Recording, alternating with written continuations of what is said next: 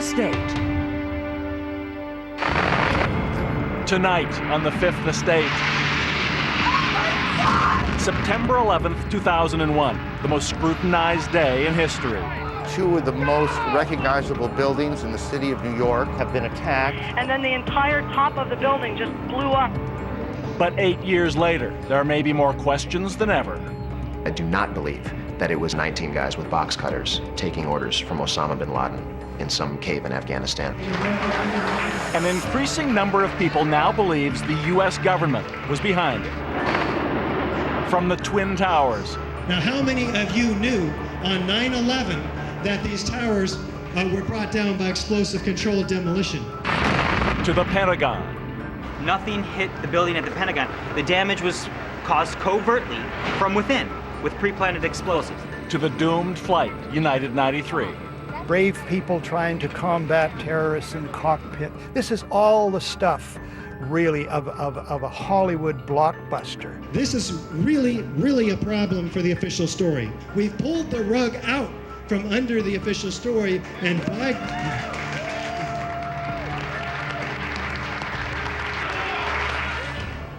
Hello, I'm Bob McEwen. Welcome to the Fifth Estate. The skyline of New York City is very different today from September the 11th, 2001.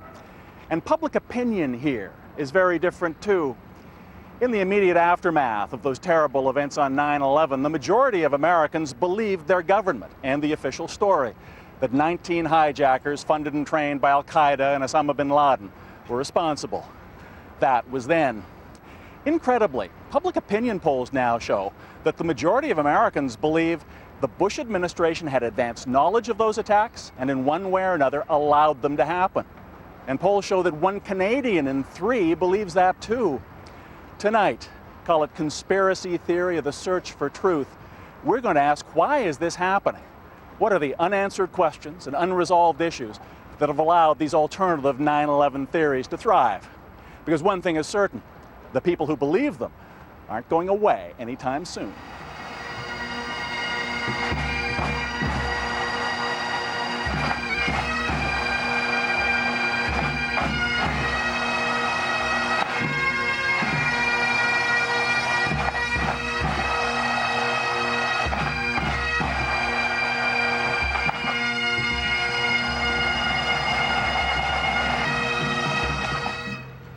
It is the 8th anniversary of September 11th, and at Ground Zero, New York firefighters gather to remember more than 300 colleagues who perished.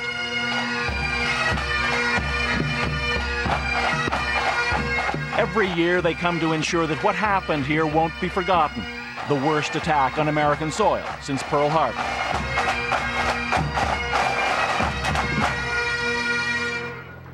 At that very moment, there's another gathering in Lower Manhattan to mark 9/11. Not to keep its history alive, but to demand the truth about what these people believe really happened that morning. The truth they maintain the U.S. government has kept hidden ever since. They call themselves the 9/11 Truth Movement. Truthers, some call them. Please give a warm We Are Change welcome to Mr. Richard Gage, AIA! Their guest of honor tonight is the man who's become one of the leaders of the movement, Richard Gage. What? Thank you. He doesn't look like an anti-establishment lightning rod. In fact, for 20 years, Gage was a mild-mannered architect in San Francisco who bought into the official story. Now here I was looking at an explosion of the World Trade Center Twin Towers in the morning of 9/11, and the experts are telling me this is a gravitational collapse due to structural weakening by fire. What did I know? I had never seen a building come down like this before, these Twin Towers.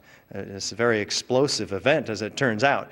But in retrospect, I didn't know what a high-rise gravitational collapse looked like, because there had never been one. Then, 5 years after 9/11, Gage heard something on the car radio that would change his life. This is Guns and Butter. Something happening here. Yeah. It is not difficult to see that the official account of the World Trade Center cannot be true. It was David Ray Griffin, who's been called the guru of the 9/11 Truth Movement. Steel frame high-rise buildings have never collapsed, except when they have been brought down by explosives in the process known as controlled demolition.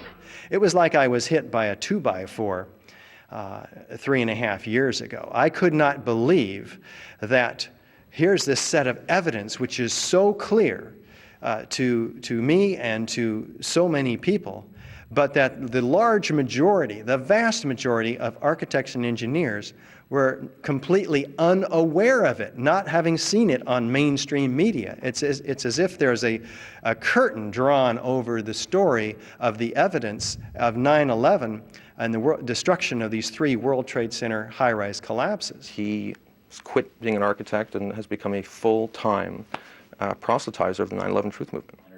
Jonathan Kay of the National Post is writing a book on 9/11 truth, including Richard Gage. He's proud of standing up for what he regards as the truth. And people call him a conspiracy theorist, but it doesn't matter to him. He really believes he's fighting for the truth, and if people in his industry mock him, it doesn't bother him. Please put your hands together and welcome San Francisco Bay Area architect Richard Gage, AIA. Another day, another chance to spread the word, building the case that for reasons of physics and structural engineering, destruction of the Twin Towers must have been intentionally done, not with planes, but explosives. This particular project has proven to be one of the most difficult, and not difficult in terms of reaching conclusions, however, but difficult in terms of the implications of those conclusions. For Gage, Exhibit A is how those buildings fell. United Flight 175 crashed into the South Tower at the 78th story and above. It is 56 minutes later. Watch as the floors at the impact point begin to crumble and pitch forward. Then, with the rest of the building, they plummet more or less straight down at up to free fall speeds. In other words, with little resistance whatsoever from below. It all takes just 9 seconds.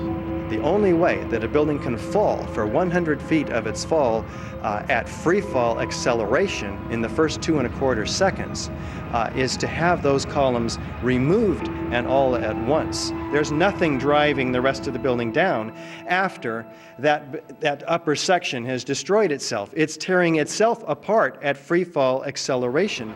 And the concrete and the gypsum board in this building, almost all of it, is being pulverized in midair to talcum powder almost. About half an hour after the South Tower fell, the North Tower suddenly collapsed as well. It too seemingly imploding onto its own footprint in about 11 seconds. Again, not much slower than free fall. Richard Gage insists there's only one plausible explanation for the speed, symmetry, and totality of the collapses. Explosives detonating floor by floor, horizontally expelling squibs of debris.